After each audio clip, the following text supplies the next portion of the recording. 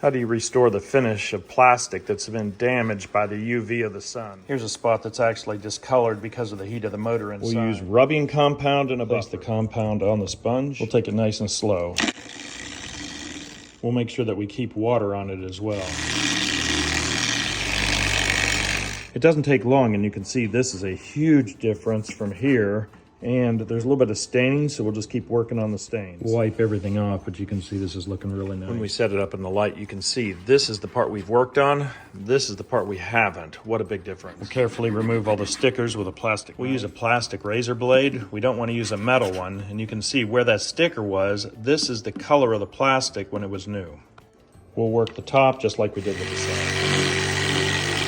Now, it certainly looks a lot cleaner, but we're not like it was when it was new. I don't want to go down too far because I'll pull the logos off. Up here is how yellow it was, so we've got a lot taken off. We can still see a little bit where the motor heats up. I'll keep cleaning it up. It's always kind of fun to take something that looks old and make it look new again. Front looks real nice. Now we'll do the side and the back.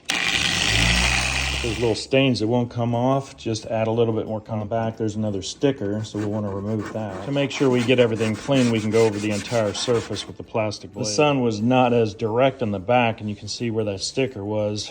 It looks just like new plastic. We'll clean up the control panel. We'll clean up the top. Rubbing alcohol helps get the stickers off. Even with the plastic blade, I'm not able to get all the goo off, but we'll use the compound to get it off.